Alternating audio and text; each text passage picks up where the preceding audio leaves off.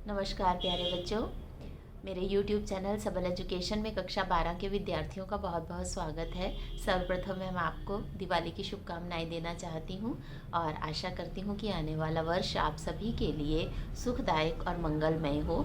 आप बहुत अच्छे अंक लेकर अपनी अपनी परीक्षा पास करें और आगे जीवन में बढ़ें, ऐसी ही मेरी आप लोगों के लिए शुभकामना है। तो आज की कक्षा में हम कक्षा 12 हिंदी ऐच्छिक का जो अभी प्रथम सत्र में सुबह की पाली का क्वेश्चन पेपर है हिंदी का, उसको पढ़ने और समझने जा रहे हैं। मैं उस प्रश्न को हल करूंगी और साथ ही आपको उनके सही उत्तर भी समझाऊंगी।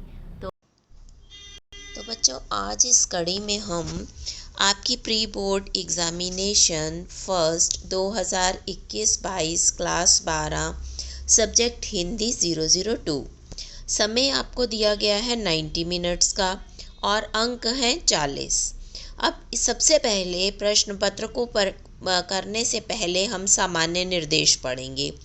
तो पहला निर्देश है, इस प्रश्न पत्र में 3 खंड हैं, खंड क, खंड ख और खंड ग। ठीक है, 3 भागों में यह आपका प्रश्न पत्र बटा हुआ है। खंड क में अपठित बोध, गद्यांश व काव्यांश से संबंधित कुल प्रश्न संख्या 1 से 36 तक है, जिसमें से प्रत्येक में से एक खंड, गद्य खंड व पद्य खंड का चुनाव कर कुल 18 प्रश्नों को हल कीजिए। तो दूसरी इंस्ट्रक्शन आपके लिए ये है कि जो आपका खंड क है उसमें 4 अपठित बोध्य हैं, सब 2 गद्यांश हैं और 2 ही काव्यांश हैं। तो दोनों गद्यांशों में से आपको एक चुनना है। प्रत्येक गद्यांश में 10 प्रश्न दिए हुए हैं। तो यहाँ पर आपके दोनों में से अगर आपने एक को चुना तो आपके हो गए 10 प्रश्न। फिर 2 काव्यांश हैं, प्रत्येक काव्यांश में 8 प्रश्न दिए हुए हैं, दोनों में से आपको एक काव्यांश चुनना है। तो इस तरह से 10 प्रश्न हो गए गद्यांश के और 8 प्रश्न हो गए काव्यांश के। तो कुल मिलाकर आपको 18 प्रश्नों को उत्तर देना है। अगला इंस्ट्रक्शन है, खंड ख में 5 प्रश्न हैं, जिनकी क्रम संख्या 37 से 41 है। इन सभी प्रश्नों के उत्तर दीजिए। तो खंड ख में 5 प्रश्न हैं, प्रश्न संख्या बताई हुई है 37 से 41। इन सभी प्रश्नों के उत्तर आपको देने हैं। उसके बाद आता है आपका खंड ग। तो खंड ग के लिए इंस्ट्रक्शन है कि खंड ग में 3 प्रकार के प्रश्न पूछे गए हैं। किस किस प्रकार के? प्रश्न संख्या 42 से 51 में सभी प्रश्नों के उत्तर देने हैं। प्रश्न संख्या 52 से 57 में किन्हीं 4 प्रश्नों को हल करना है। प्रश्न संख्या 58 से 62 में से किन्हीं 3 प्रश्नों का चुनाव करना है। सभी प्रश्नों के अंक भारिता समान है, अर्थात प्रत्येक प्रश्न 1 नंबर का है। कुल मिलाकर आपको 40 प्रश्न करने हैं, जो 40 अंक के होंगे। तो बच्चों, इस तरह से आप जो प्रश्न संख्या हल कर रहे हैं उसी सर्कल को OMR शीट में आप डार्क या काला करेंगे। मान लीजिए आप 58 से 62 में 3 प्रश्नों के आपको उत्तर देने हैं। आप मान लीजिए प्रश्न नंबर 59 कर रहे हैं, प्रश्न नंबर 61 कर रहे हैं और 62 कर रहे हैं। तो आपको 59 संख्या के आगे जो सर्कल दिए हुए हैं उनमें से सही सर्कल जो उत्तर है उसको सर्कल करना है। 61 वाले प्रश्न में सर्कल को डार्क करना है और 62 वाले प्रश्न में सर्कल को डार्क करना है। जिस भी प्रश्न का आप उत्तर दे रहे हैं उसी प्रश्न संख्या के आगे जो सर्कल हैं उन्हीं में आप सर्कल को डार्क करेंगे। अब हम प्रश्न पत्र को हल करते हैं। खंड क, वस्तुपरक बहुविकल्पीय प्रश्न, अपठित गद्यांश। तो खंड क में आपको 2 गद्यांश और 2 काव्यांश दिए हुए हैं। इनमें से एक गद्यांश आपको करना है और एक काव्यांश आपको करना है। सबसे पहले हम इसकी रीडिंग करते हैं, क्योंकि जब तक हम इसे ध्यानपूर्वक पढ़ेंगे नहीं तब तक हम प्रश्नों के सही उत्तर नहीं दे पाएंगे। तो पहला गद्यांश है, विविधता में एकता भारत को विरासत में मिली है। भारत में कई धर्मों एवं जातियों के लोग रहते हैं। जिनके रहन सहन एवं आस्था में अंतर तो है ही, साथ ही उनकी भाषाएं भी अलग अलग हैं। इन सब के बावजूद पूरे भारतवर्ष के लोगों में राष्ट्रीय एकता देखी जा सकती है।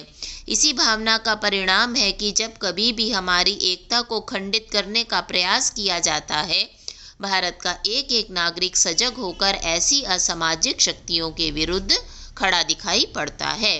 राष्ट्रीयता के लिए भौगोलिक सीमाएं, राजनीतिक चेतना और सांस्कृतिक एकबद्धता अनिवार्य होती है।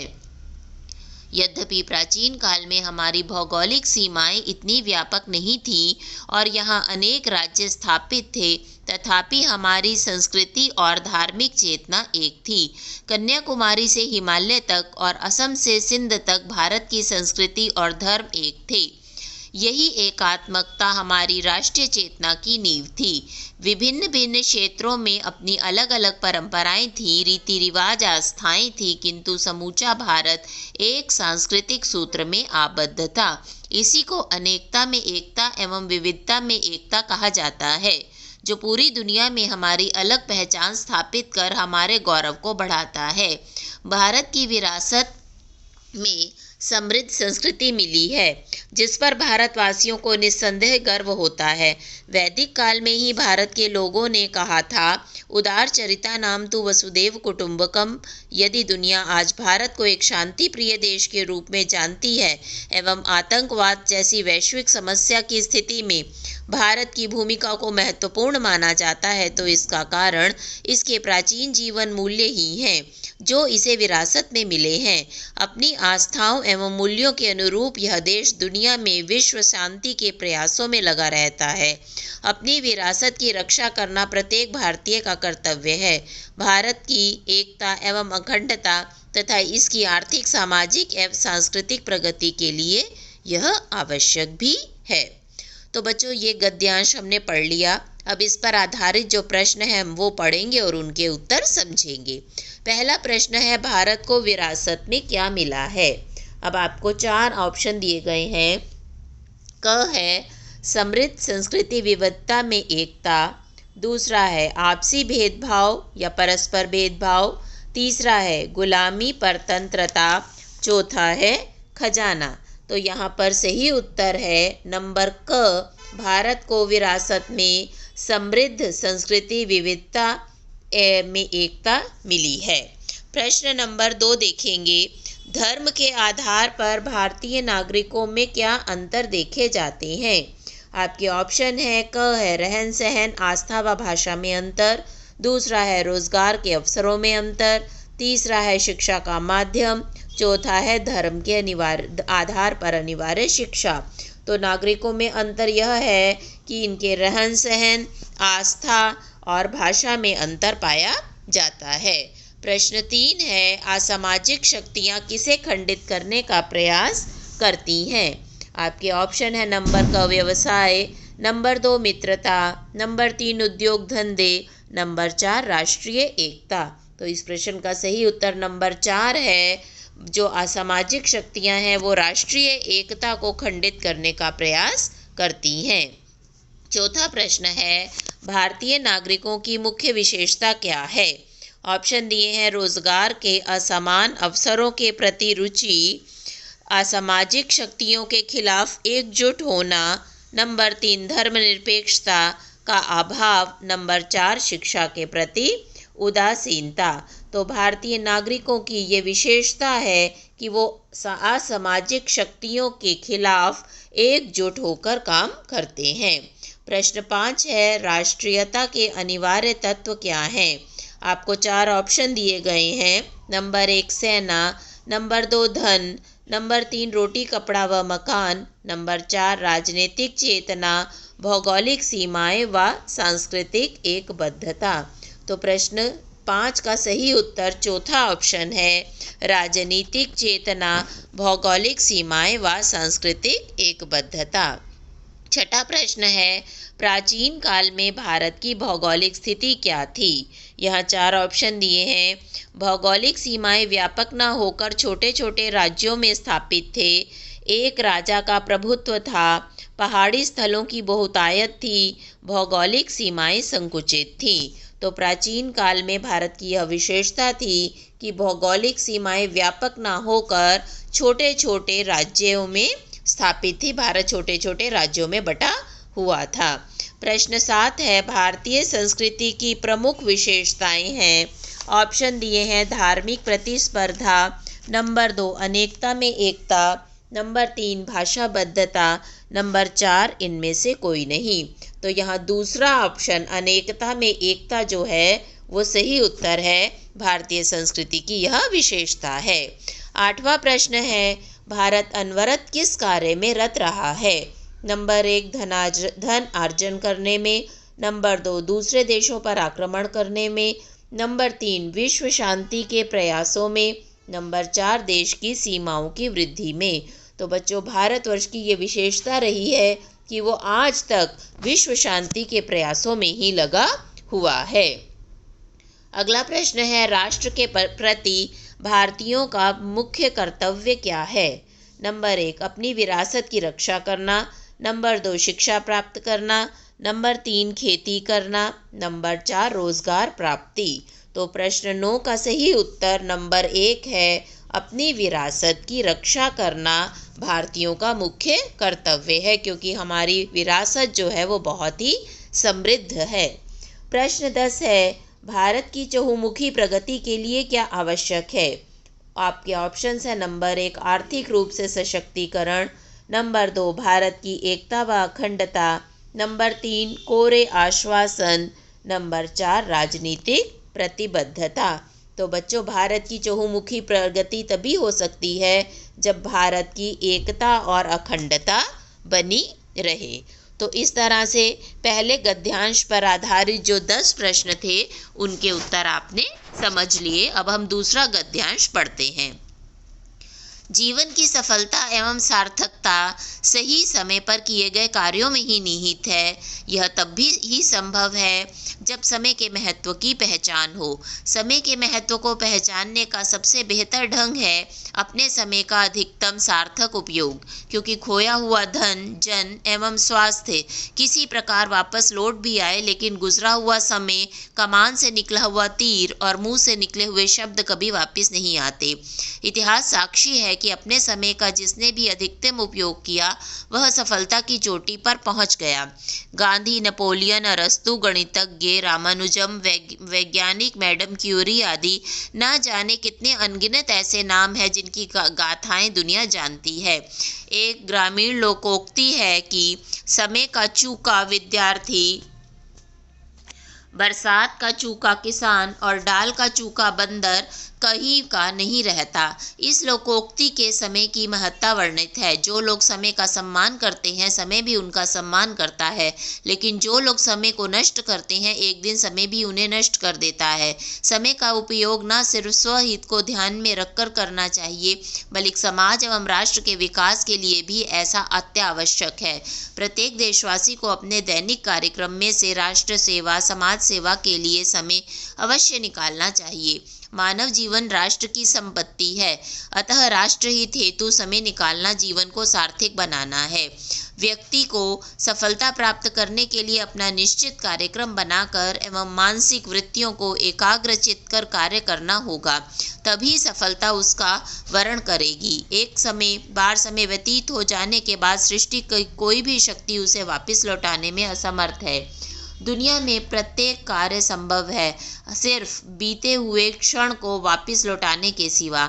इसलिए प्रत्येक क्षण का सदुपयोग करना बुद्धिमानी भी है और सफलता के लिए अपरिहार्य भी। अब बच्चों, यहाँ 10 प्रश्न इस गद्यांश के नीचे भी आपको दिए हुए हैं, जिन्हें हम समझते हैं। पहला प्रश्न है, जीवन की सफलता का सूत्र क्या है। आपके 4 ऑप्शन हैं। आराम करने के लिए, सही समय पर किए गए कार्य, दूसरों के कार्यों में कमी निकालना, नंबर 4 समय के महत्व का अभाव। तो बेटा, इसका सही उत्तर ख है, सही समय पर कार्य करना। जीवन की सफलता का सूत्र भी यही है। अब बच्चों, यहाँ एक चीज़ मैं आपको समझा देना चाहती हूँ। अगर आपने पहला वाला गद्यांश नहीं किया और आप प्रश्न पत्र में दूसरे वाले गद्यांश को करने जा रहे हैं, तो इसका पहला प्रश्न 11 नंबर है। आप 11 नंबर प्रश्न के आगे OMR शीट में जो सर्कल दिए हुए हैं वहाँ सही उत्तर को डार्क करेंगे। ऊपर के 10 नंबर आप छोड़ देंगे क्योंकि आप पहले वाले गद्यांश को अटेम्प्ट नहीं कर रहे हैं। प्रश्न नंबर 12 है, जीवन में क्या वापस नहीं आता? आपके ऑप्शन है नंबर 1 स्वास्थ्य, नंबर 2 मित्र, नंबर 3 समय, नंबर 4 धन। तो बेटा यहाँ पर नंबर 3 ग ऑप्शन इसका सही उत्तर है। स्वास्थ्य भी हम पुनः प्राप्त कर सकते हैं, मित्र भी हमारे दोबारा बन जाते हैं, धन भी हम कमा लेते हैं, लेकिन बीता हुआ समय कभी वापस नहीं आता। प्रश्न 13 है, सफलता की चोटी पर कौन पहुंचता है? आपके ऑप्शन है नंबर 1 समय का अधिकतम उपयोग करने वाला, नंबर 2 उपदेश देने वाला, नंबर 3 कहानी सुनाने वाला, नंबर 4 मनोरंजन समझने वाला। तो बेटे सफलता की चोटी पर वही पहुंचता है जो समय का अधिकतम उपयोग करता है। अगला प्रश्न 14 है, दुनिया किसकी गाथाएं जानती है? गाथाएं मतलब किनके किए हुए कार्यों को याद करती है। ऑप्शन है नंबर 1 गांधी, नेपोलियन, अरस्तू, रामानुज आदि अनगिनत परिश्रमियों के, दूसरा लोक प्रचलित किंवदंतियाँ, नंबर 3 अराजकता के पर्याय सम्राटों की, नंबर 4 आराम तलब लोगों की। तो बेटा दुनिया जो है वो महान कार्य करने वाले जो हमारे नेता हुए हैं, वैज्ञानिक हुए हैं, उन सब की गाथाएं जानती है। यहाँ नाम देकर इन्होंने गांधी जी, नेपोलियन, अरस्तू, रामानुज इत्यादि का उदाहरण दिया है। प्रश्न 15 है, बरसात का चूका किसान, समय पर चूका विद्यार्थी व डाल का चूका बंदर कहीं का नहीं रहता, लोकोक्ति में वर्णित है। क्या बात का बताई गई है? नंबर 1 गांव की कहानियाँ, नंबर 2 समय की महत्ता, नंबर 3 जीवन जीने की कला, नंबर 4 आदमी व बंदर की कहानी। तो इसका सही उत्तर है नंबर 2, यहाँ पर समय की महत्ता जो है वो बताई गई है। प्रश्न 16 है, जो मानव समय का सम्मान करता है, समय उसका क्या करता है? ऑप्शन दिए हैं, समय उसका निरादर करता है, समय उसका साथ नहीं देता, समय उसका सम्मान करता है, उपरोक्त में से कोई नहीं।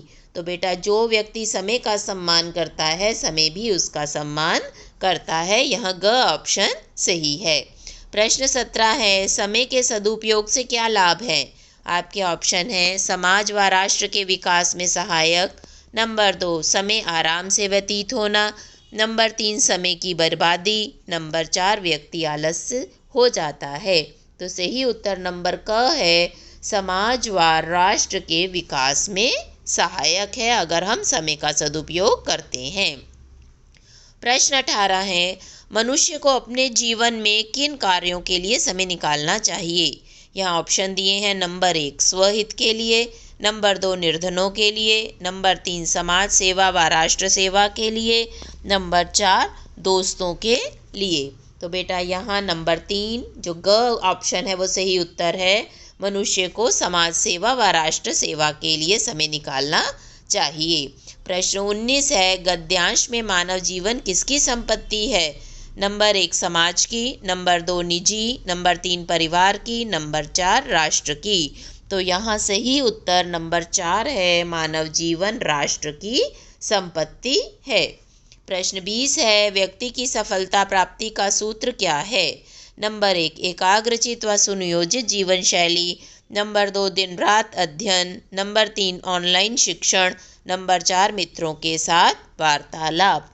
तो यहाँ क ऑप्शन सही उत्तर है। सही सफलता प्राप्ति का सूत्र है एकाग्रचित और नियोजित जीवन शैली को अपनाना।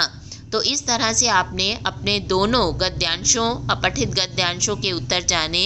अब हम कविता वाले क्रम में आते हैं और काव्यांश को पढ़ते हैं, फिर उस पर आधारित प्रश्नों को समझेंगे।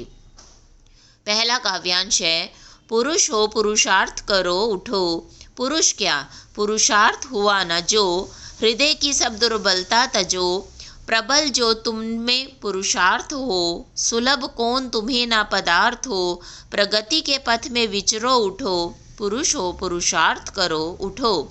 न पुरुषार्थ बिना कुछ स्वार्थ है, न पुरुषार्थ बिना परमार्थ है, समझ लो यह बात यथार्थ है, पुरुषार्थ ही पुरुषार्थ है, भुवन में सुख शांति भरो, उठो पुरुष हो पुरुषार्थ करो उठो। न पुरुषार्थ बिना स्वर्ग है, न पुरुषार्थ बिना उपसर्ग है, न पुरुषार्थ बिना क्रियता कहीं, न पुरुषार्थ बिना प्रियता कहीं। सफलता वर्तुल्य वरो उठो, पुरुष हो पुरुषार्थ करो उठो। न जिसमें कुछ पुरुष हो यहाँ, सफलता वह पा सकता कहाँ। अपुरुषार्थ भयंकर पाप है, न उसमें यश है न प्रताप है। न कृमि कीट समान मरो उठो, पुरुष हो पुरुषार्थ करो उठो। तो आप देख रहे हैं कविता प्रेरणादायी है, पुरुषार्थ करने की, मेहनत करने की कवि हमें प्रेरणा दे रहा है। इतना भाव आपने कविता के वाचन से ही समझ लिया होगा। अब हम इस पे आधारित प्रश्नों के उत्तर समझते हैं। इन पंक्तियों में मानव को प्रेरणा दी गई है। आपके ऑप्शन है पुरुषार्थ की, अपुरुषार्थ की, पुरुषार्थ से उन्नति की ओर अग्रसर होने की, उपरोक्त सभी। तो यहाँ पर कवि नंबर 3 ऑप्शन सही है, पुरुषार्थ से उन्नति की ओर अग्रसर होने की प्रेरणा दे रहा है। अगला प्रश्न है, अपुरुषार्थ को भयंकर पाप कहा गया है क्योंकि अपुरुषार्थ से यश ना मिलना, अपुरुषार्थ में वीरता ना मिलना, अपुरुषार्थ में असफलता मिलना, क व ख दोनों। तो अपुरुषार्थ को भयंकर इसलिए पाप कहा गया है। यहाँ क और ख ये दोनों ऑप्शन जो हैं ये सही हैं कि अपुरुषार्थ से यश नहीं मिलता और अपुरुषार्थ में वीरता भी नहीं मिलती है। तो घ ऑप्शन जो है क और ख दोनों यह सही उत्तर है। अगला प्रश्न है, मनुष्य पुरुषार्थ से कर सकता है। अब क्या कर सकता है? यहाँ आपसे पूछे गए हैं 4 ऑप्शन। अपना व समाज का भला, विश्व में सुख व शांति की स्थापना, क और ख दोनों, केवल ख। तो सही उत्तर बच्चों ग है, क व ख दोनों, क्योंकि मनुष्य पुरुषार्थ से अपना भला भी कर सकता है, समाज का भला भी कर सकता है और विश्व में सुख शांति भी ला सकता है। प्रश्न 24 है, सफलता वर्तुल्य वरो इस पंक्ति में भाव निहित है। नंबर 1, निरंतर कर्म करके वरदान के समान सफलता धारण करना। नंबर 2, सफलता के लिए काम करना। नंबर 3, उन्नति की चाह। नंबर 4, उपरोक्त में से कोई नहीं। तो बेटा इसका उत्तर नंबर 1 है, निरंतर कर्म करके वरदान के समान सफलता धारण करना। प्रश्न 25 है, कवि मानव को प्रेरणा दे रहा है। नंबर 1, स्वार्थ भावना को अपनाने की। नंबर 2, हृदय की दुर्बलताओं को त्यागने की। नंबर 3, पुरुषार्थ भावना रखने की। नंबर 4, कोई नहीं। तो कवि जो है मानव को पुरुषार्थ भावना रखने की प्रेरणा दे रहा है। ग यहाँ सही उत्तर है। प्रश्न 26 है, पुरुषार्थ की प्रबलता का परिणाम होता है। नंबर 1, सभी पदार्थ सुलभ हो जाना, सभी पदार्थ दुर्लभ हो जाना, सभी पदार्थ दुर्गम हो जाना, ख व क दोनों। तो पुरुषार्थ की प्रबलता का ही परिणाम है कि सभी पदार्थ व्यक्ति के लिए सुलभ हो जाते हैं। वो आसानी से सभी पदार्थों को अपनी मेहनत, अपने पुरुषार्थ के द्वारा प्राप्त कर सकता है। प्रश्न 27 है, कवि किस प्रकार की मौत को नकारता है। नंबर 1, पुरुषार्थ से परिपूर्ण। नंबर 2, कृमि कीट के समान। नंबर 3, सफलता से परिपूर्ण। नंबर 4, उपसर्ग से परिपूर्ण। तो यहाँ पर बच्चों ख सही उत्तर है। कवि जो है वो कृमि कीट के समान, कीड़े मकोड़ों के समान जो मृत्यु है उसको नकारता है, वह वैसी मौत नहीं मरना चाहता। प्रश्न 28 है, किसके अभाव में पुरुष पुरुष नहीं कहलाता। नंबर 1, अपुरुषार्थ। नंबर 2, पुरुषार्थ। नंबर 3, दुर्बलता। नंबर 4, स्वार्थ। तो यहाँ ख ऑप्शन से ही उत्तर है, पुरुषार्थ। पुरुषार्थ के अभाव में पुरुष पुरुष नहीं कहलाता है। तो बच्चों इस तरह से आपने पहले वाले काव्यांश पर आधारित प्रश्नों के उत्तर समझे। अब हम दूसरा काव्यांश जो है उसका वाचन करते हैं। वह इस तरह से है, धरती और आकाश दोनों से रिश्ता रखते हैं परिंदे, उनकी उड़ान में है अनंत व्योम। धरती का कोई भी टुकड़ा वर्जित नहीं होता परिंदों के लिए। घर आंगन, गांव बस्ती, शहर, किसी में भेद नहीं करते परिंदे। जाति धर्म नस्ल संप्रदाय से ऊपर होते हैं वे, मंदिर में, मस्जिद में, चर्च और गुरुद्वारे में कोई फ़र्क नहीं करते। जब चाहे बैठ जाते हैं उड़कर उनकी ऊंची बुर्जियों पर बेखौफ। कर्फ्यूग्रस्त शहर की खौफजदा वीरान सुनसान सड़कों गलियों में विचरने से भी नहीं घबराते परिंदे। प्रांत देश की हदों सरहदों से भी परे होते हैं आकाश में उड़ते परिंदे। इन्हें पार करते हुए नहीं चाहिए इन्हें कोई अनुमति, नहीं चाहिए कोई पासपोर्ट वीज़ा। शुक्र है परिंदों ने नहीं सीखा रहना मनुष्य की तरह धरती पर। तो यहाँ पर पक्षियों के बारे में बात की गई है कि पक्षी धर्म, जाति, नस्ल, भेद भाव सबसे ऊपर होते हैं। वो बिल्कुल आज़ाद हैं, कभी भी कहीं भी आ जा सकते हैं। तो यहाँ प्रश्न नंबर 29 इस काव्यांश पर आधारित पहला प्रश्न है, पक्षी किससे रिश्ता रखते हैं? आपके ऑप्शन है संप्रदाय, नंबर 2 धरती, नंबर 3 आकाश, नंबर 4 ख व ग दोनों। तो बच्चों पक्षी जो हैं वो धरती से भी रिश्ता रखते हैं और आकाश से भी रिश्ता रखते हैं, इसलिए ख और ग दोनों, ये जो घ ऑप्शन है यह इसका सही उत्तर है। अगला प्रश्न है, निम्नलिखित में से गलत कथन को छांट कर लिखिए। ऑप्शन है पक्षी धरती और आकाश दोनों जगह विचरण कर सकता है, पक्षी बिना अनुमति किसी भी देश में जा सकता है, पक्षी किसी भी धर्म स्थल पर जा सकता है, पक्षी जाति, धर्म, नस्ल, संप्रदाय से ऊपर नहीं होता। तो बेटे प्रश्न में आपको कहा गया है आप गलत कथन छांट कर लिखिए। तो यहाँ घ ऑप्शन जो है वो गलत है कथन कि पक्षी धर्म, जाति, नस्ल, संप्रदाय से ऊपर नहीं होता, इसलिए यह इसका सही उत्तर है। अगला प्रश्न है, धर्म स्थलों की ऊंची बुर्जियों पर बेखौफ बैठना किस तथ्य की ओर संकेत करता है?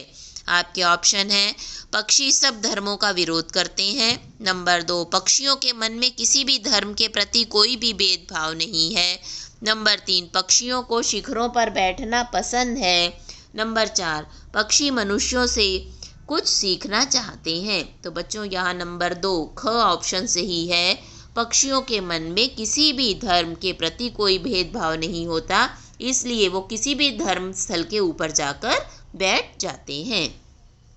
अगला प्रश्न है, वह कौन सी विशेषता है जो मनुष्य में उड़ते परिंदों में नहीं होती है? तो आकाश में उड़ते परिंदों में कौन सी ऐसी विशेषता है जो नहीं है? नंबर 1 वे वीरान सड़कों पर गलियों में घूमने से नहीं घबराते, दूसरा वे सरहदों को बेरोक टोक पार कर लेते हैं, नंबर 3 उन्हें किसी की अनुमति नहीं चाहिए, नंबर 4 वे जाति, धर्म, नस्ल और संप्रदाय का ध्यान रखते हैं। तो बच्चों ये विशेषता पक्षियों में नहीं है। क्या नहीं है? वे जाति, धर्म, नस्ल और संप्रदाय का ध्यान रखना, ये विशेषता उनमें नहीं है। वो किसी धर्म, जाति, नस्ल या संप्रदाय से संबंध नहीं रखते हैं, इन सब चीज़ों को नहीं मानते हैं। अगला प्रश्न है, इस कविता में कवि किस बात पर बल देता है?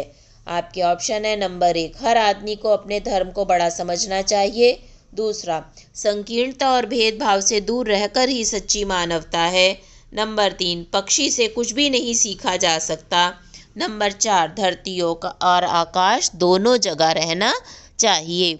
तो बच्चों यहाँ पर ख ऑप्शन जो है वो सही उत्तर है, संकीर्णता और भेदभाव से दूर रहना ही सच्ची मानवता है। अगला प्रश्न है, वर्जित का शाब्दिक अर्थ है? नंबर क कहा हुआ, नंबर 2 मना किया हुआ, नंबर ग सुना हुआ, नंबर घ इनमें से कोई नहीं। तो वर्जित शब्द का अर्थ है मना किया हुआ, ख इसका सही उत्तर है। प्रश्न 35 है, निम्नलिखित में से तत्सम शब्द छांट कर लिखिए। आपके ऑप्शंस हैं क सरहद, ख बेखौफ, ग धर्म, घ वीरान। तो बेटा ग जो है यह तत्सम शब्द है धर्म, ये इसका सही उत्तर है। नेक्स्ट क्वेश्चन है, आकाश का पर्यायवाची शब्द छांट कर लिखिए। यहाँ 4 ऑप्शन दिए हैं, क व्योम, ख धरा, ग बुर्जी, घ जलद।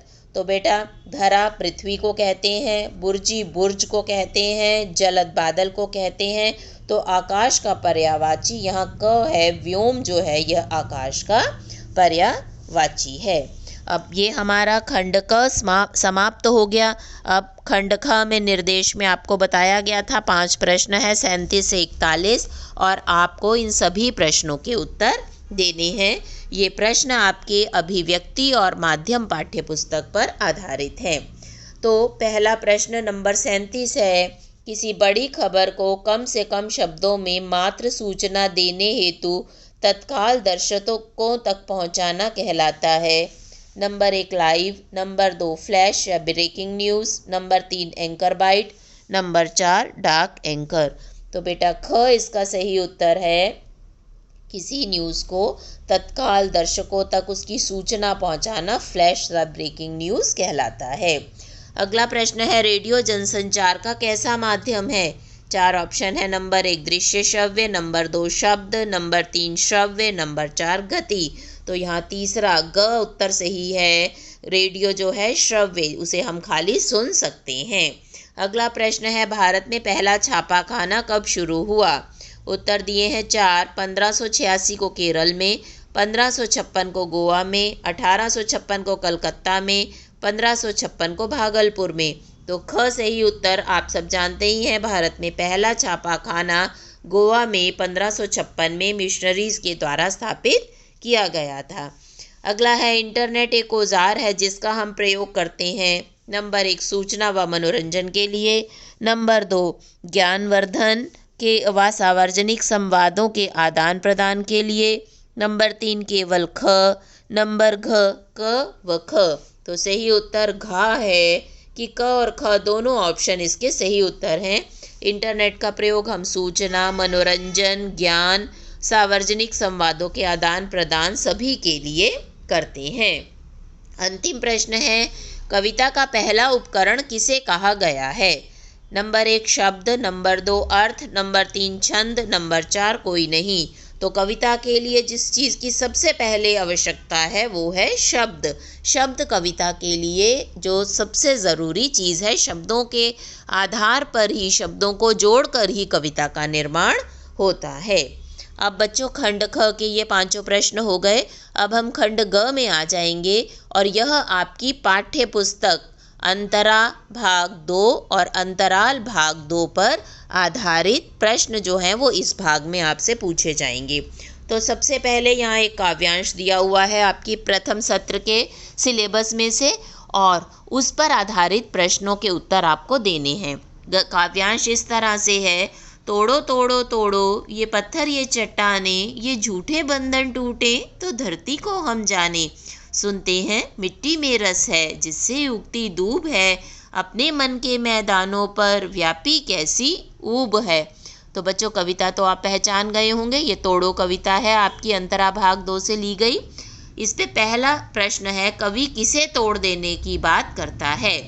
नंबर 1 है पत्थर को, नंबर 2 चट्टान को, नंबर 3 झूठे बंधनों को, नंबर 4 उपयुक्त सभी। तो नंबर 4 इसका सही उत्तर है। वो चट्टानें तोड़ने के लिए भी कह रहा है, पत्थरों को तोड़ने के लिए भी कह रहा है और झूठे बंधनों को तोड़ने के लिए भी हमें प्रेरित कर रहा है।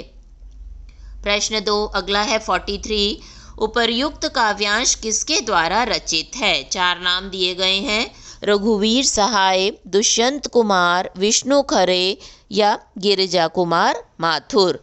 तो बच्चों आप सब जानते हैं इस कविता के जो कवि हैं वो रघुवीर सहाय जी हैं, इसलिए क इसका सही उत्तर है। अगला प्रश्न है, तोड़ो तोड़ो तोड़ो में निहित अलंकार है। नंबर 1 हेतु प्रेक्षा, नंबर 2 यमक, नंबर 3 पुनरुक्ति प्रकाश, नंबर 4 श्लेष। तो बच्चों आप पहचान ही गए हैं, तोड़ो तोड़ो तोड़ो पुनरुक्ति हो रही है यहाँ एक ही शब्द की, इसलिए यहाँ ग ऑप्शन सही है, पुनरुक्ति प्रकाश अलंकार है। 45 नंबर प्रश्न है, कवि प्रतीक रूप में किसे तोड़ने की बात कहना चाहता है? नंबर 1 मन की खींच को, नंबर 2 रस को, नंबर 3 आशावादिता को, नंबर 4 ऊसर को। तो बच्चों कवि यहाँ पर मन की खींच को तोड़ने की बात कहना चाहता है। अगला प्रश्न है, धरती किसका प्रतीक है? नंबर 1 जमीन, नंबर 2 मन, नंबर 3 शरीर, नंबर 4 रचनाशीलता। तो धरती बच्चों यहाँ पर मन का प्रतीक है। हमें अपने मन से ऊब खींच को निकालना है, अपने भ्रम को तोड़ना है। अगला प्रश्न जो है वो आपके गद्यांश जो आपकी पाठ्य पुस्तक का लिया गया है उस पर आधारित है। गद्यांश का हम पहले रीडिंग करेंगे। बड़े भैया के मरने के बाद ही जैसे सब खेल खत्म हो गया, तीनों भाइयों ने आपस में लड़ाई झगड़ा आरंभ किया। रैयतों ने जमीन पर दावे करके दखल किया। फिर तीनों भाई गांव छोड़कर शहर जा बसे। रह गई बड़ी बहुरिया, कहाँ जाती बेचारी। भगवान भले आदमी को ही कष्ट देते हैं, नहीं तो 1 घंटे की बीमारी में बड़े भैया क्यों मरते। बड़ी बहुरिया की देह से जेवर छीन छीन कर बंटवारे की लीला हुई थी।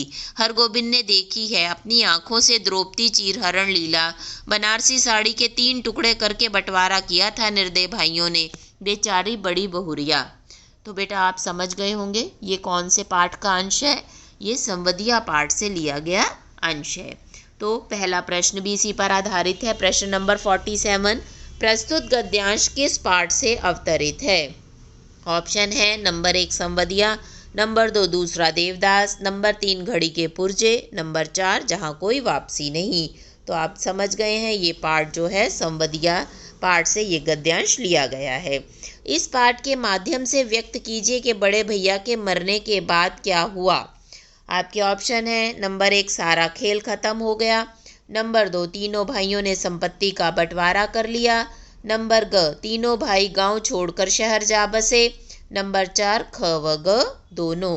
तो बेटा नंबर घ इसका सही उत्तर है, क्योंकि ख वाली घटना भी हुई, तीनों भाइयों ने संपत्ति का बंटवारा किया, और फिर ग वाली घटना भी हुई कि तीनों भाई गांव छोड़कर शहर जा बसे। तो ख और ग दोनों इसके सही उत्तर हैं।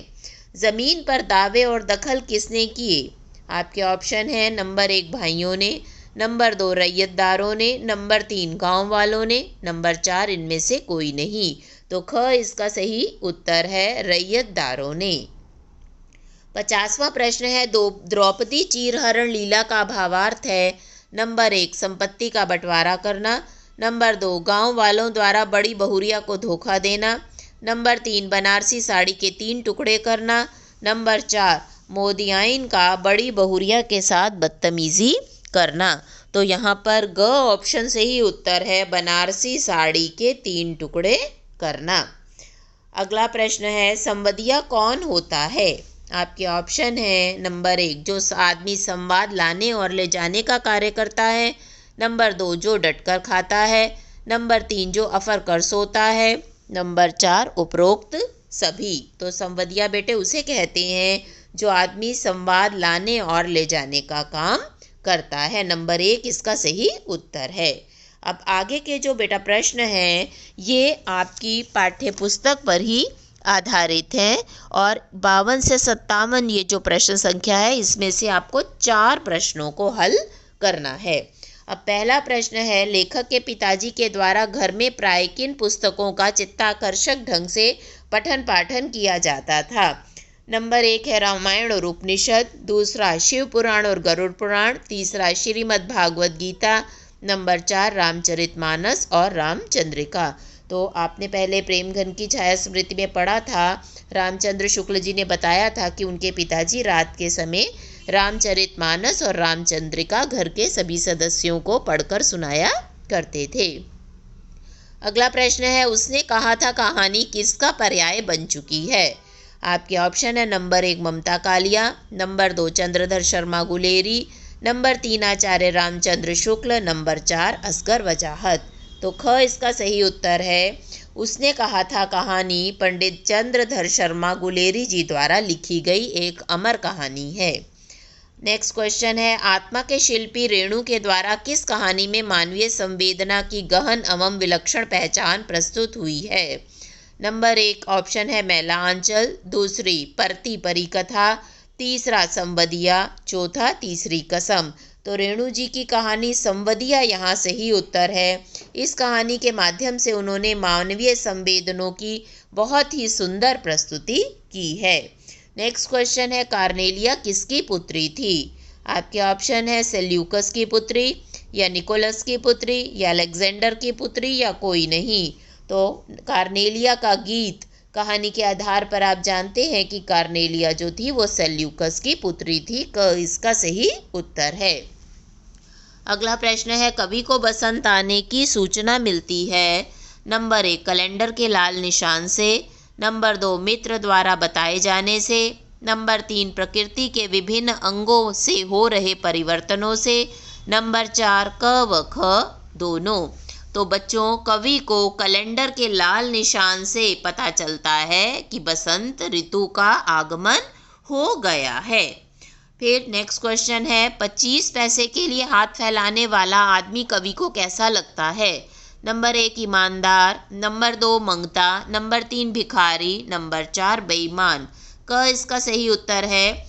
आपने पढ़ा है एक कम कविता में कि कवि कहता है कि अब अगर मेरे सामने 25 पैसे या 1 कप चाय के लिए कोई हाथ फैलाता है तो मैं समझ जाता हूँ कि मेरे सामने एक ईमानदार आदमी खड़ा है। तो क इसका सही उत्तर है। अब आगे के जो बच्चों प्रश्न हैं 58 से लेकर 62 तक, ये आपके जो आपकी पूरक पुस्तक है अंतराल, उस पर आधारित है। और यहाँ पर जो आपको प्रश्न दिए गए हैं उनमें से 3 प्रश्नों का उत्तर आपको देना है। तो पहला प्रश्न है, सूरदास किसमें विश्वास रखता था। आपके ऑप्शन है, नंबर 1 प्रतिशोध लेने में, नंबर 2 क्षमा करने में, नंबर 3 रोने धोने में, नंबर 4 इन सभी में। तो सूरदास की झोंपड़ी कहानी आपने पढ़ी है, उस आधार पर हमें पता चलता है कि सूरदास क्षमा करने में विश्वास रखता था। ख इसका सही उत्तर है। अगला प्रश्न है, शेखर कौन था। आपके ऑप्शन है, रूप का दोस्त, रूप के साहब का पुत्र, मनमोजी युवक, रूप का बड़ा भाई। तो यहाँ इसका ख सही उत्तर है। वह रूप के जो गॉडफादर थे कपूर साहब, उनका बेटा था।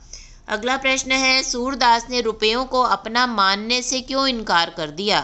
आपके ऑप्शंस हैं, अंधे भिखारी के पास धन होना लज्जा की बात थी, दूसरा वह यह नहीं बता सकता था कि ये रुपए कहाँ से आए, नंबर 3 वह इस धन से नेक कार्य करना चाहता था, नंबर 4 है क और ख दोनों। तो बेटा इसका सही उत्तर है क और ख दोनों, क्योंकि सूरदास ये भी लज्जा की उसके लिए बात थी कि अंधे भिखारी के पास इतने रुपए कैसे आ गए, और दूसरा वो ये भी नहीं बता सकता था कि उसके पास ये रुपए कहाँ से आए। तो घ ऑप्शन जो है वो इसका सही उत्तर है। अगला प्रश्न है, बस से देवकुंड उतरने के बाद रूप सिंह के गांव माही की कितनी दूरियां थीं। आपके ऑप्शन है, number 1 15 kilometre, number 2 16 kilometre, number 3 20 kilometre, number 4 18 kilometre. तो यहाँ क सही उत्तर है। 15 किलोमीटर उसका गांव वहाँ से दूर था। लास्ट क्वेश्चन है, सुभागी थी, उसके चरित्र की विशेषताएं पूछी हैं बच्चों। नंबर 1 दयालु व संवेदनशील नारी, दूसरा कठोर व निर्मम, तीसरा सूरदास से ईर्ष्या करने वाली, चौथा कमज़ोर व शक्तिहीन। तो यहाँ नंबर क जो है वो सही उत्तर है। सुभागी एक दयालु और संवेदनशील स्त्री थी। तो इस तरह से बच्चों ये आपका प्रथम सत्र का प्री बोर्ड का परीक्षा पत्र था, जिसे हमने आज हल किया और समझा। आप समझ गए होंगे कि प्रश्न पत्र में किस तरह के प्रश्न आपको आएंगे और आपको उनका जवाब किस तरह से देना है। आपको ध्यान रखना है कि किस संख्या से किस संख्या तक आप प्रश्न कर रहे हैं, और जिस संख्या नंबर के प्रश्न को आप कर रहे हैं OMR शीट में उसी प्रश्न संख्या के सर्कल को आपने ब्लैक करना है, तभी आपका प्रश्न सही जांचा जाएगा। अब अगर आप किसी दूसरे नंबर पे सर्कल को डार्क कर देंगे, हो सकता है उस प्रश्न का वह संख्या उत्तर ना हो, तो आपका प्रश्न गलत भी हो सकता है। इसलिए प्रश्न पत्र को अटेम्प्ट करते हुए बहुत ध्यान रखें। तो बच्चों, आशा है ये वीडियो आपको अच्छा लगा होगा। अगर अच्छा लगे तो मेरे चैनल को ज़रूर सब्सक्राइब कीजिए। धन्यवाद।